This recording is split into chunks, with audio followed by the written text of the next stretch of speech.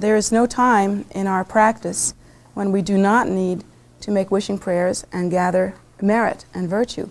And in fact, I'd like to continue on that theme for our class today.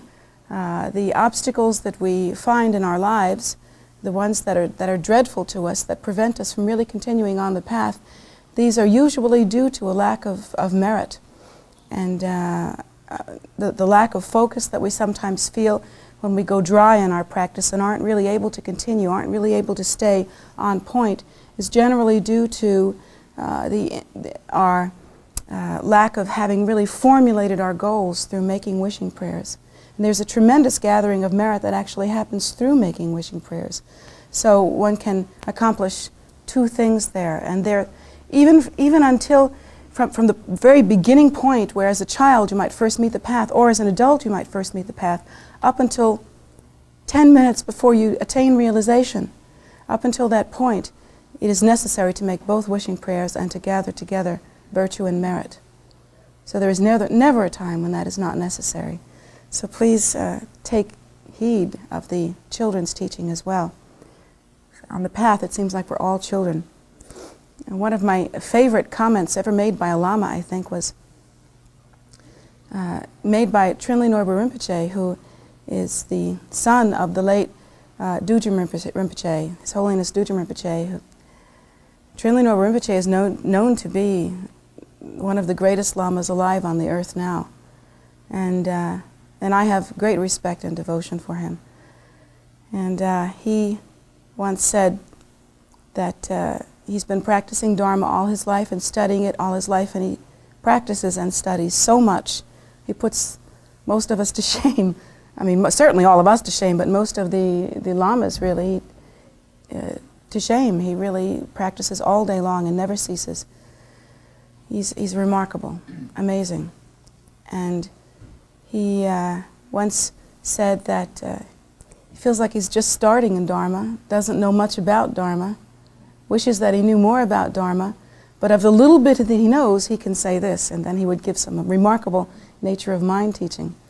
So none of us should ever come to the point where we think, oh yeah, Dharma, I've got that nailed down, I know about Dharma. Sure, I know about that. That would be a mistake. So at any rate, I would like to continue with our teaching today. Recently, we had a retreat, and we called it the Compassion Retreat, Part 2. And during that retreat, we did a continuation of what we did in the first Compassion Retreat. We really examined for ourselves the suffering of sentient beings, to really see what it is. That's a very difficult thing to do. Most of us do not wish to do that. We wish to guard our hearts, guard our eyes, not really see what the suffering of sentient beings actually is. We do not wish to see old age. We do not wish to see sickness. We do not wish to see death. We do not wish to see the sufferings of hunger and deprivation or loneliness or any of those things. They are hard to watch. And so the route that we take instead is to guard ourselves, to keep ourselves sort of wrapped in plastic, prevent ourselves from truthfully seeing. But the Buddha teaches us that that is not a good method, that in fact it is necessary for us to really understand the suffering of sentient beings. The point is not to become depressed and melancholy. The point is to have tools. The point is to truly understand. An analogy that can be used is that in life, whether we like it or not, we have to walk through a room. We have to walk through a room that is filled with things. If we walk through that room with our eyes closed and blinders on and the shades drawn and the lights turned off, we cannot see what's in that room. We cannot see the furniture that we have to go over, the doors that we have to go through, the walls that we have to keep away from. We simply cannot see what it is that we have to deal with.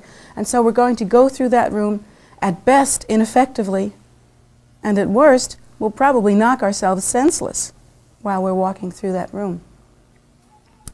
To really examine the suffering of sentient beings and really examine the condition of cyclic existence, it's taught that that's like opening your eyes, taking off the blindfold, opening the shades, turning on the lights, and really seeing for yourself what it is to walk through that room. Then you know to walk over the rug without tripping over it, to walk around the furniture, to really see what's there, not to bump into the walls, not to bump into any other people that are in the room. You really have your wits about you, and you're able to make some sensible and real decisions based on what you see. So it is necessary to understand the condition of cyclic existence, and it is necessary to understand the suffering of sentient beings. And so in this retreat, that's what we did. We spent a great long time doing that. And understanding the condition of cyclic existence, we began as well honestly and deeply and in a very profound way to examine our own condition and how it is that we respond to our own needs and how it is that we respond to the benefit that is extended to us through Dharma. And we began to also uncover for ourselves, discover for ourselves how we might be able to respond. Part of the retreat, especially this last retreat, was learning to respond effectively. For instance, if we were to see the suffering of sentient beings, it isn't enough just to see it. One should be able to help oneself to respond by offering one's body, speech, and mind in whatever way is necessary in order to benefit beings, trying to be of benefit to sentient beings, trying to understand what their suffering is, and if their suffering is that they do not know how to reach happiness, which of course the Buddha teaches us it is. If they do not understand that there is in fact an end to suffering and that that end to suffering is called liberation, if they do not understand that, then we have to respond by trying to demonstrate for them, trying to bring to them the method, the means. And so we ourselves have to accomplish Dharma, and that is the offering that we make, to accomplish Dharma in order to benefit sentient beings, because they too, like us, wish to be happy. And so, having that compassionate intention, that pure intention, we try to gear ourselves and we try to make moves.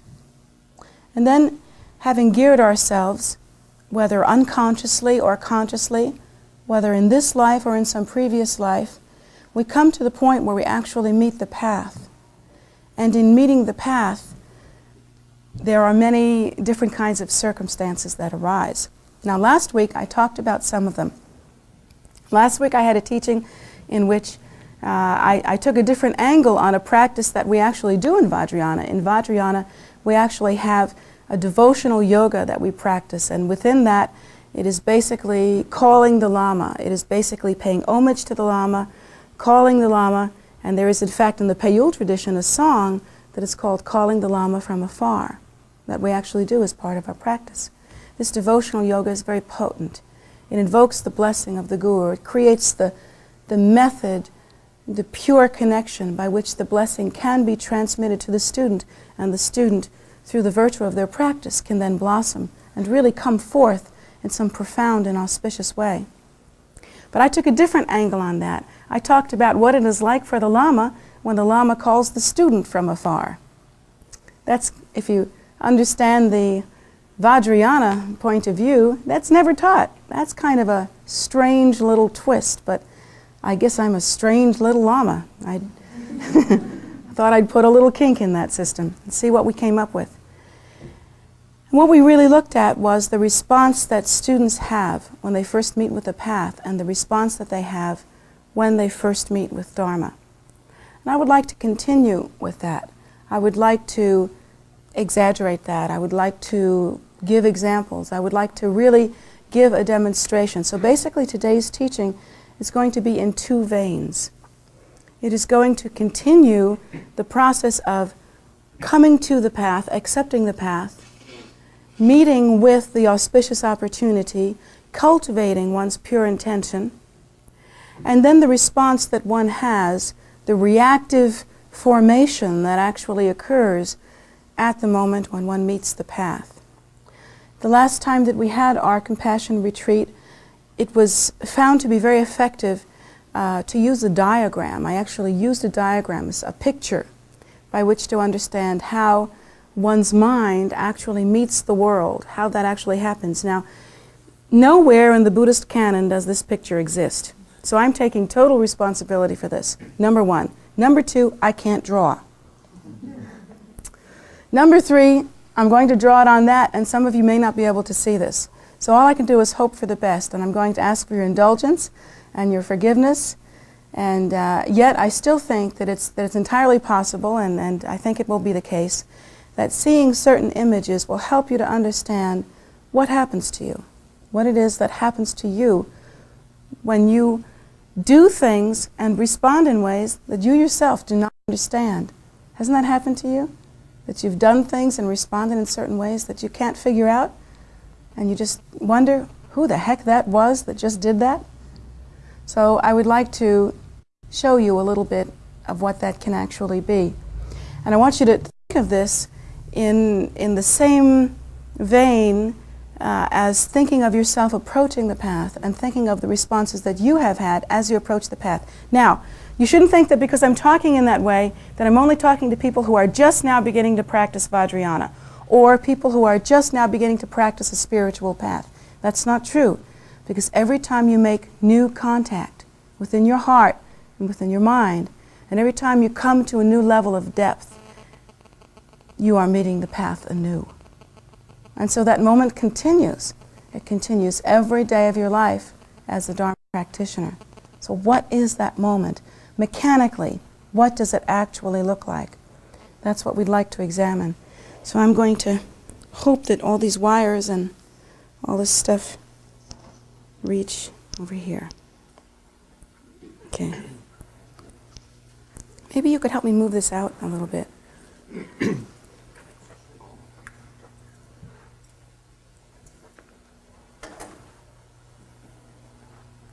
Okay. So you may need to, I don't know what you need to do. Well, you've seen the picture before. Maybe it's okay if you don't do this. Okay. Please remember, I am not an artist.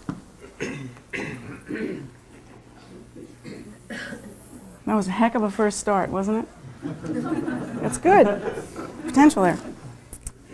Okay.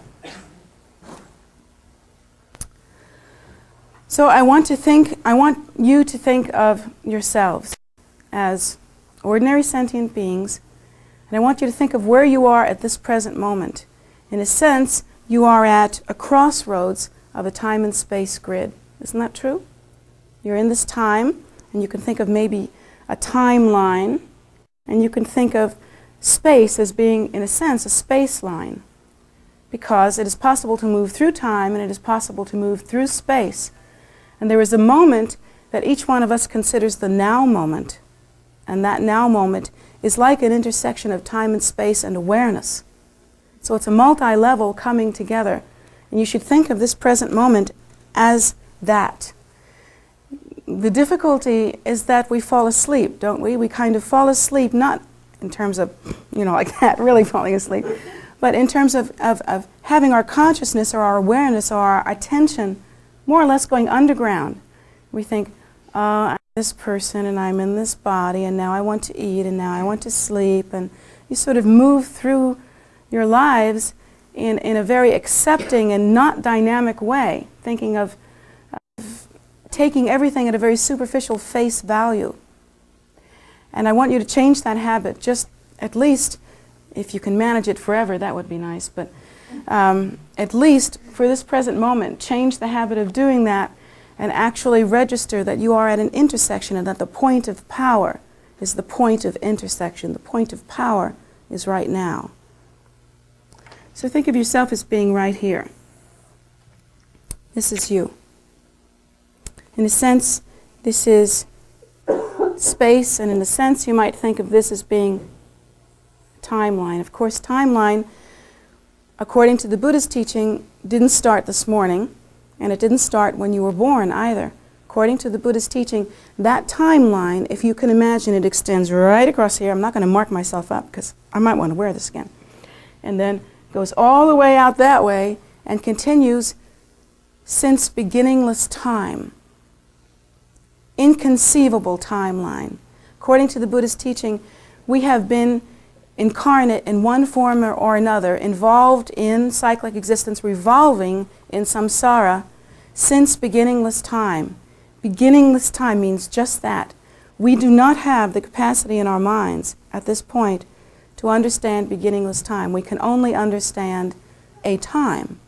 And if you give us a date, we can try to compute the reality of that date. But the Buddha teaches us that samsara is a circular kind of reality, and that we cannot actually conceive of that first time, when we first arrived at the conclusion or the assumption of self-nature as being inherently real. And that is the moment when, for us, samsara began. So we think of this time grid as being really endless. Since we're thinking of this as time and this as space, we have to try to understand the nature of karma, cause and effect, as it actually plays itself out.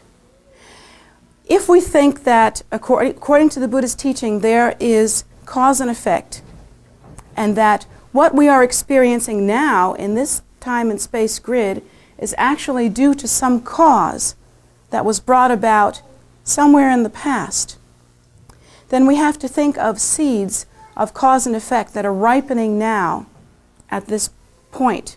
We also have to consider that not all seeds of cause and effect are ripening at this point, that some of them will ripen in the future.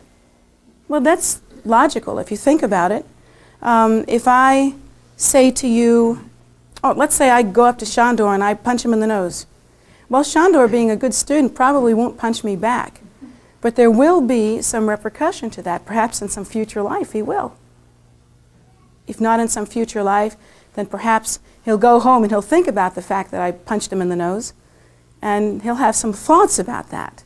And those thoughts will be like seeds, and the seeds will bear fruit. Either good fruit, if he's a good student, he'll think, maybe that was a wrathful display. Or if he's a bad student, or an intermediate student, he might think, I'd like to hit her back. So whatever it is that he thinks about, those thoughts will ripen, and they will ripen in some future time. So not all seeds ripen in the present moment. Where are those seeds? I don't see them. Do you see them floating around somewhere? Do you see seeds floating around?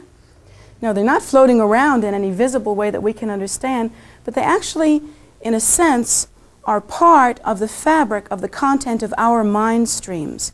If we understand our mind streams to be a continuum that is based on understanding the time and space event, the crossroads, and understanding that that if we consider ourselves to be a self or an item, that we have to express a continuum in order for that self to actually exist. If there were no self, there would be no other. Self has to have a continuum to move through, or it cannot remain coherent. It cannot remain as it is. It would simply dissipate naturally if there were no sense of continuum. So the mind stream is actually expressed as a continuum, in a sense, and embedded within our mind stream. And let's say that this is past, just for the sake of convenience. This is a very bad way to think of things because it's just too superficial. But if you're going to have a picture, this is really the only one that works. Let's say that this is past. Okay, time and space timeline's going all the way past there. Let's say this is space. So let's say, for convenience sake, that this, on this side of space, and continuing along on time, but on this side of space, is future. Can't print either, can I? But that this is the time and space grid. This is the moment of focus, the point of power. So the mind stream, being expressed as continuum, would contain within it all karmic potential. All karmic potential is contained within the mind stream. Where else would it be? Is my karmic potential contained within your mind stream? Is it in the forest? Is it in the ocean? Where is it? All karmic potential, of course, must be contained within the mind stream. In a sense, all the things that we have done, thought, all the reactions that we have had since time out of mind are contained in seed form within our mind stream. And I'm putting it on this side because we think of causes that have already been born as being in the past. So, now I'm making these little circles so big enough so that you can see them, but you must understand that if we're thinking of karmic potential, we have been involved in samsara since time out of mind. The thickness, the amount of karmic potential that is within our mind stream is unfathomable. It is unfathomable. Every moment that we have a reaction or a thought, or any time that an event occurs, a cause and effect relationship is actually begun. And they actually arise interdependently. It seems as though cause is over here and result is over there, or cause is over here and result is over here. But in fact, that's not true. The time and space continuum is only a concept that arose at the same time as the clinging to self-nature.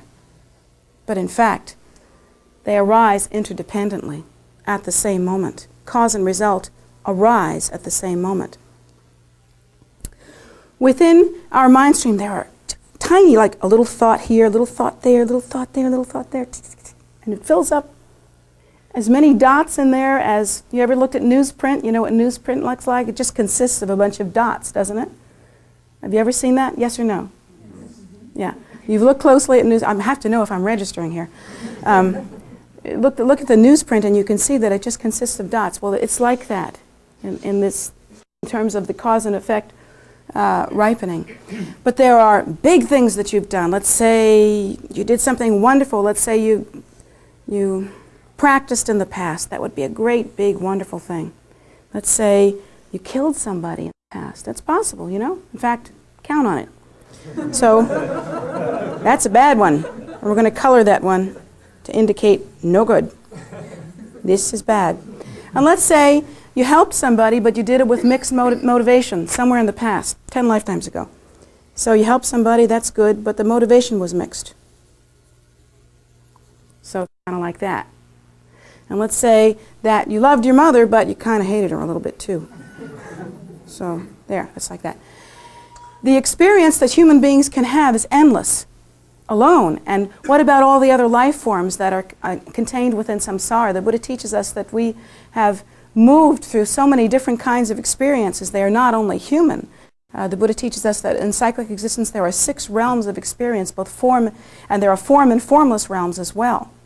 And we should understand that we have moved through all kinds of different experiences according to the potential of our minds.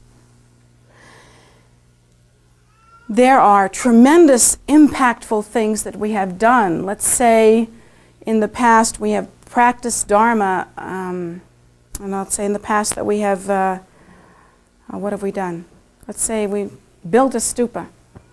How many of us here have built a stupa so far? No, nice students, don't even think about raising your hand. I meant those people. So build a stupa. Let's say we built a stupa. And that would be a huge, big, shiny, wonderful, beautiful cause that is ripening in your mind stream even now.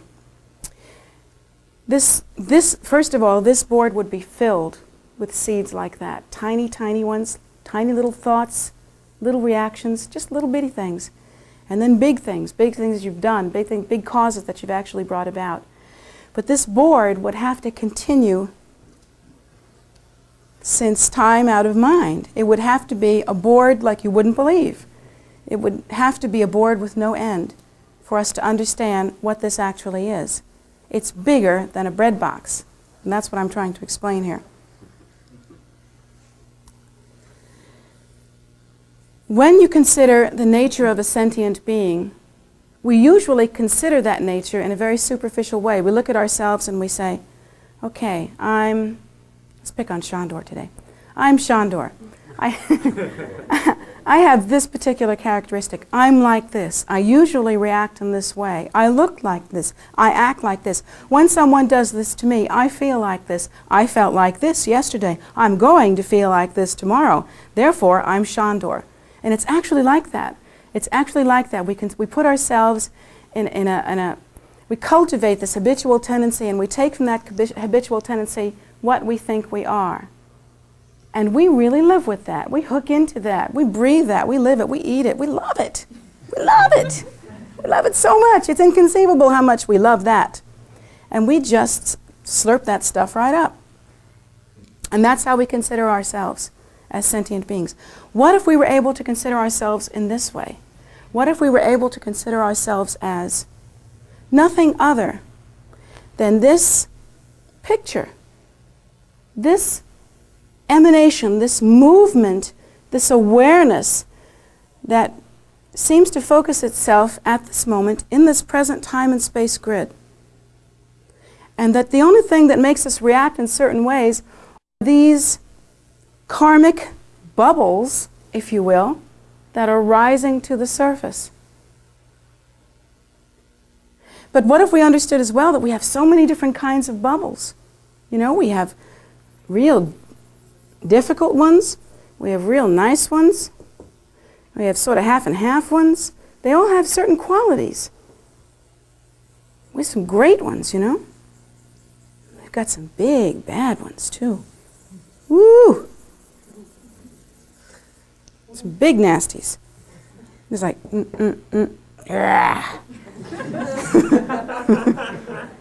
and that the whole board, since time out of mind, is filled with that.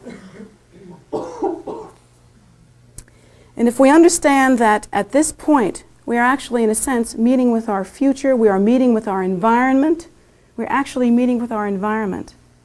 And so that everything that occurs in our environment, like other people who are also moving along their own time and space grid, just in the same way, and who have, here I'm making two people facing each other nose to nose, if you'll let me do this in a particular and peculiar right brain fashion. These people are meeting each other nose to nose, and let's say this person has the same stuff going on as this one, which they do.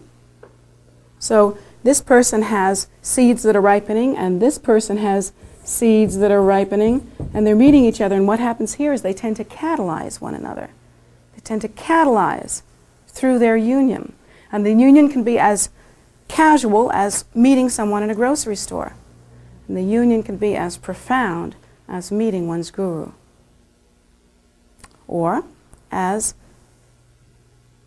meeting one's life partner, or something like that. Of those kinds of meetings, the one with the most potency, actually, the one that can catalyze and has the potential to catalyze the most, is the meeting with one's guru. And the reason for that is that through the force of the guru's practice, through the accumulated merit of the guru's mind, through the miraculous compassionate intention that the guru actually appears in the world for. What one is meeting when one meets one's guru looks a lot like this. Big, pretty, white things. Shiny, sun-like, wonderful. Yum, yum, yum, yum, yum, yum, yum. Nice, nice, nice. And so what actually happens is there is a catalyst that is taking place here, catalyzing action that is taking place here, that will tend to bring forth the best that you have to offer. You see? It will tend to bring it forth, and the way that that happens is that almost in a vibrational way, like draws like. In a vibrational way, and you'll actually feel that. You will feel this coming to the surface. You'll feel something happen. That's what actually begins to happen. If back here in the South 40, you have the karma of practice, then meeting with your teacher is going to speed that ripening to the point where you can almost feel yourself quaking inside. Now, many students have actually had that experience and have felt like, what's going on back here? You know, what's happening to me? Wah! And they get kind of crazed, you know, and have a very profound and moving and meaningful experience. And sometimes they react actually very badly to it. They don't really know what to do with it.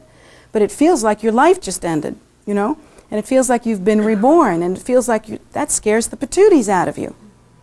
But what actually is happening is that whatever beneficial karma you have back there is rapidly moving to the surface of your mind to actually enter into the time and space grid potency that you yourself think of yourself as. And it's almost like bubbles coming to the surface of a pond, the way in which that ripens. This thing here that you call your personality, silly you, not knowing any better, is only an intersecting point. That personality has the capacity to change at any moment. And it changes no differently than the surface of a pond would change as the bubbles move to the surface of the pond. I mean, the pond has certain characteristics, of course. Being here in cyclic existence as human beings, we have certain characteristics. We're not going to grow another arm, or grow another head out the side of our head that we have.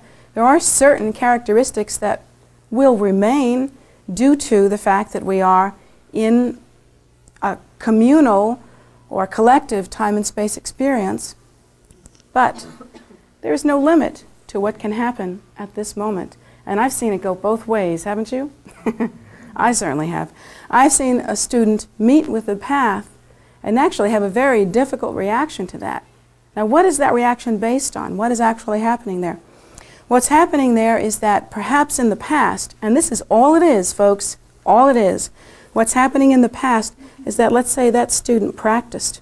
So they got a big, nice, shiny, bright thing, pure bubble coming to the surface of the pond that's going to ripen as the person meets their teacher and meets the path. Let's say in that past experience, that person practiced and maybe didn't keep their practice commitment very purely, didn't practice very purely, did not practice well or with concentration, or even practiced for the wrong reasons, or mixed in worldly concerns with spiritual ones, meaning to say they practiced so that they could be a good practitioner rather than practicing in a sincere and profound way. So let's say that while this is very good, it's mixed. Now what happens when the student meets with the path is one can never really predict how these bubbles are going to come to the surface of the pond. One can never really understand exactly how that's going to happen. It's really kind of unpredictable. The teacher with some skill can help with that.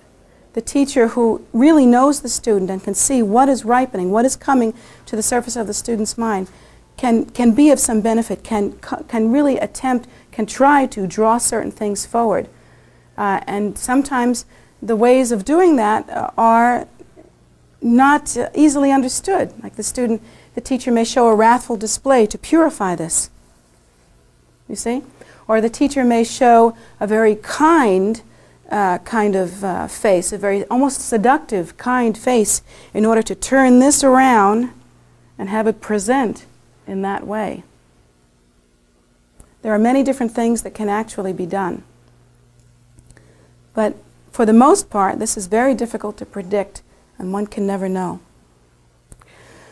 Sometimes when the student meets the path, what can actually happen here is that this mixed karma will begin to ripen.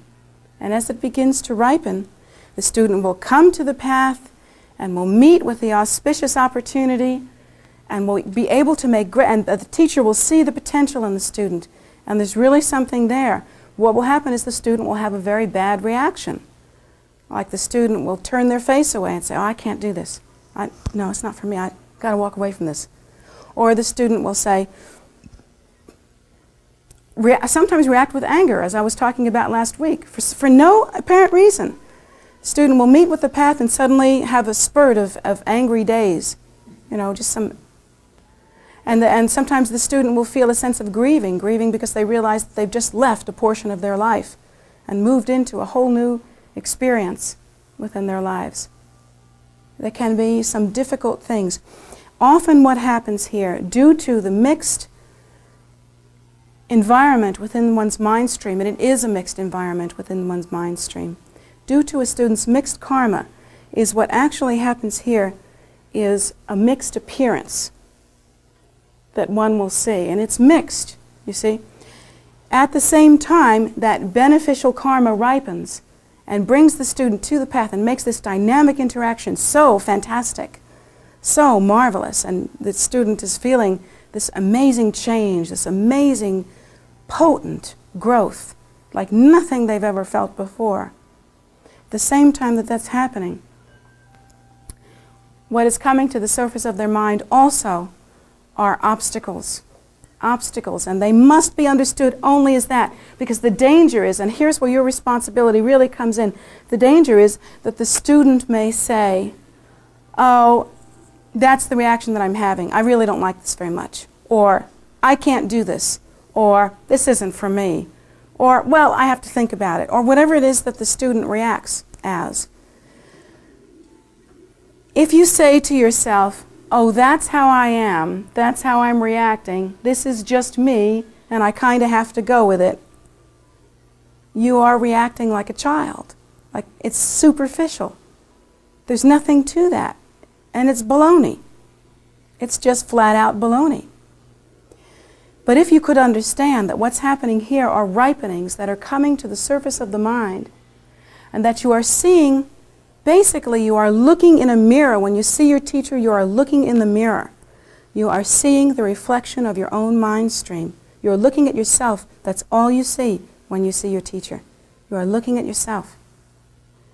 If you see benefit, if you see an auspicious circumstance arising, you can bet that what's coming forward are these guys, the real beauties, and you're seeing that. But if you see something different, that is a very negative reaction, a very lethargic reaction, the inability to take hold of the opportunity, the rejection or something like that, you must understand that what is probably happening here, what is happening here, is that mixed karma is ripening, and some negative karma is coming to the surface as well. These karmic seeds cannot be understood as individual things either. You must understand that just as you go through the day and one moment builds on another, seems to build on another, doesn't it? I mean, you don't have an isolated moment any time during the day. Everything is catalyzed by everything else. It's real built on each other. It's the same thing with the karmic seeds within your mind stream. If you understood that these karmic seeds are often linked together like this, that even if you do bring forth this, let's say this the lifetime where you built a stupa, which you couldn't ask for better karma than that. That's great. Let's say this is coming forth, this is being catalyzed and coming to the surface. But let's say in the same life, when you were younger, before you did that, you stole some money, and you, I don't know, beat somebody up, and let's say before you got the big picture, you were real lusty and committed adultery and blah blah blah, whatever it is that you did, drugs. I don't think drugs back then, did they? Well, anyway, I don't know, something, and all this stuff's tagged on there. It's actually connected. It's actually in that same experience, almost like linking karma. So as this comes forward, you're still going to feel some of that. There's no way to get around it. You're still going to feel some of that. Will you be smart enough? That's the question. To recognize that for what it is? Will you understand that what you're seeing is a reflection of your own mind stream? Will you be able to look at yourself and say, it will pass. It's all right. It's okay. No big deal. Like that. So important. That is so important. Will you be able to take responsibility for that and say, I'm seeing a reflection of my own mind. This lethargy that's coming up, this inability to act, this impotence, this anger, this bad reaction, this, well, I better think about this kind of reaction. You know that one, do you? Yeah. That one coming forward. Will you be able to look at that and say, that is simply bubbles rising to the surface, no big deal. You don't have to look at that and say, that's me, because that's not you. These are simply the bubbles rising to the surface. They are simply something within your mind stream, embedded within this experience of continuum. But what are you? The Buddha teaches us that we have never had any taste of our own primordial wisdom nature. That in fact that is the truth of what we are. In our nature, we are the very Lord. In our nature, we are the primordial wisdom nature. We are uncontrived, pure luminosity, the same as Lord Buddha himself. In our nature, we are that very Lord, the all-pervasive, foundational Ah. That is our nature. Nothing other than that. But we can't see it because we mistake this for our nature. And we say, I am this, and I am that, and I am this, and I am that, and we get caught up. We've never tasted it. And we have so much habitual tendency. It's just the habit. It's a knee-jerk reaction. We haven't been doing this little dance since yesterday. We've been doing that since time out of mind. And our experience of continuum is nothing other than an experience of habitual tendency. And the habit is so deep. It's not like a smoker's habit. It's not like a drinker's habit. Oh, that's a piece of cake. This has been happening since time out of mind. Immediately, we conceive of self-nature as being this. Immediately, we engage in reaction to other, which, from the point of view of the primordial nature, that is our true nature, in pure view, would not be possible. Would not be possible. So what happens to us is we meet with the path. And then, what? Do we just float away on our reactions? Or do we make hay while the sun shines? It's an old expression that my mother used to say. I don't know where she got that from. She was born in New York. Anyway, they don't have hay in New York. They have in New York.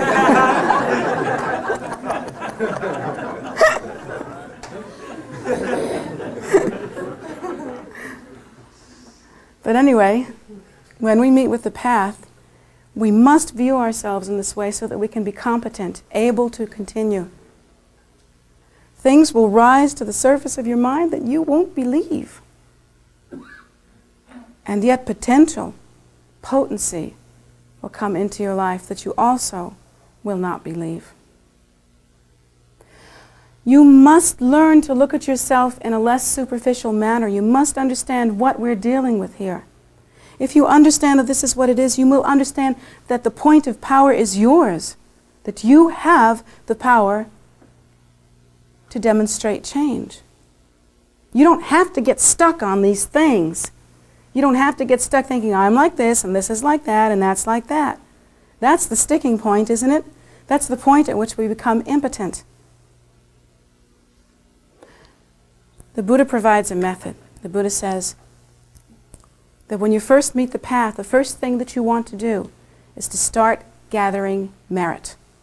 Immediately. You make offerings to the altar, you say wishing prayers to benefit sentient beings, you start walking around the stupa. Boy, I tell you, if I were just starting on the path and I just didn't know how I was going to handle it, I would make such a ring around the stupa that it would be, where there would be a hole, you could tell, it would be a rung. 6 feet down, I'd still be walking around the stupa. They'd have to fill it in after I finished with it. Gathering that kind of merit, making offerings at the altar, saying prayers, generating compassion, doing practice, mantra recitation, visualization, all of these things, accumulating 7-line prayer, an excellent way to accumulate merit. I would do everything that I could to accumulate merit because that accumulation of merit, if you can do it, means that one of these guys is coming forward. And if one of these guys comes forward, it catalyzes another one coming forward. And if another one comes forward, it catalyzes another one coming forward. And that is what you want. You want to take control of it. You don't want to sit around and say, I'm like this and that's like that. That's powerless. That's useless. What's the point? What you want to do is to catalyze your own realization. When you begin on the path, all of the negative stuff doesn't just go away. It just doesn't, you can't just take the magician's point of view and say, oh, okay, I'm on the path now, so that's the magic formula, so therefore everything else is gone. It's not like that. That's crazy. Karma always ripens. But what actually happens when you get on the path is that all these guys tend to move forward. When they move forward, what you have at your moment of experience So you have some space. You have some space. And according to the gathering and coming forth and ripening of this beneficial karma, and according to the spaciousness that you experience in your mind as that happens, and that will be your experience as that happens, according to the spaciousness in your mind, it is possible to see the primordial view. It is possible to awaken. It doesn't mean that all this stuff's gone. It means that you begin to understand the view that is demonstrated in the practice of Vajrayana, where, for instance, in the prayers of Vajrasattva, it is said, in a confession prayer particularly, that one realizes the non-duality of the confessor and that which is to be confessed.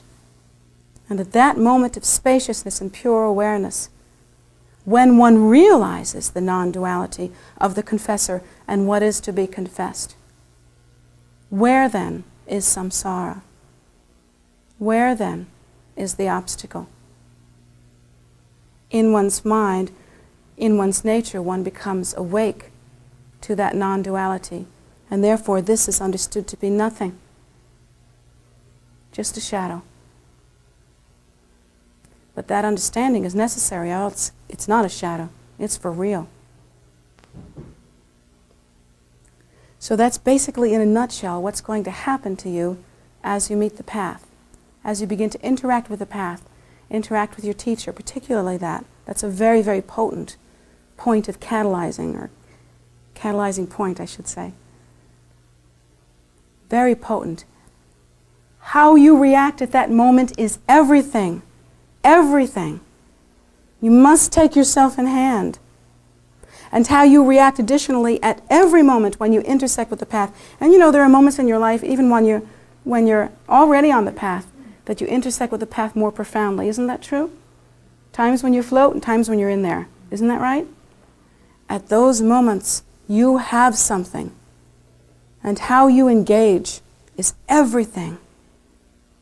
You are not this. You are not hooked into being any certain way. Understand your nature. Think of your nature as a lake or a pond in which bubbles are simply rising. You have a choice. You can gather together the virtue and merit necessary to ripen them beneficially. You can use that. Or you can go to sleep and just react. You want to just react? Because when you just react is anything comes forward. Anything comes forward. And if you just kind of go to sleep on it, kind of sit on it, don't do much with it, all the karma that you have in the past, and I mean the past, of slothfulness, ignorance, will be catalyzed. It will ripen. Do you want that? Of course you don't want that. You have to think and take control.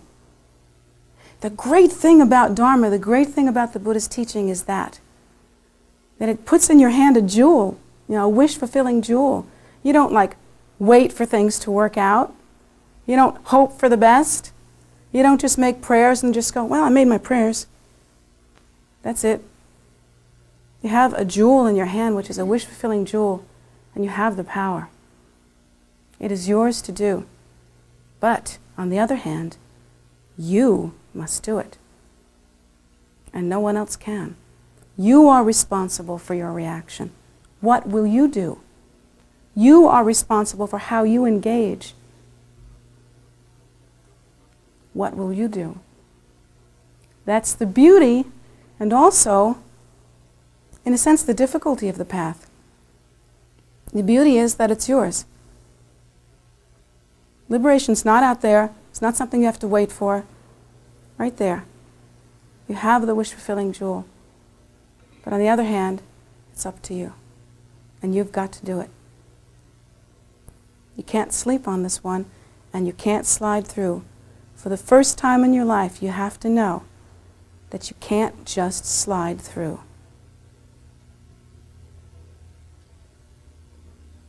So pull yourself together, basically. It's just like I've said so many times before. On this path, the message is the ball is in your court. But it is in your court. That's never happened to you before. You've never had the option. You've always wanted to be happy, but you've never had the option to make happiness. You've never had the option of understanding its causes and how to make it happen. So the message that you first receive when you first move onto the path is, wake up! Thank you. He just jumped right up there. Wake up and love yourself. Take a hold of yourself like no one has ever done for you before. You do it because no one else can. So, I wanted to give this teaching in order to help us to really get ourselves geared up, but I also wanted to give this teaching because some of you, I've had a sense of new students coming to, I'm going to move over here, I think, of new students who are coming to the path now. Some of you are going to be students that really stick with it, that you're going to do something here. And so I'm speaking to those of you who know I'm speaking to you. Get the picture. Everything that you do now is important. This is your time. This is your time. So if you can hear that and feel it and really go with it, the blessings will be without end. And those of you that will be here for a little while and then will go, take what you can of that message and that blessing and take it with you. But if you can, practice the path and practice it in such a way so that you will not suffer any longer and so that you will be able to accomplish the purpose of sentient beings. And the purpose of sentient beings is that their suffering should be ended and that they should reach enlightenment. It's the same as your purpose. And only through practicing the path can you make that happen. So thank you very much for listening. You've listened so carefully. I really appreciate what I feel coming from you. Thank you very much.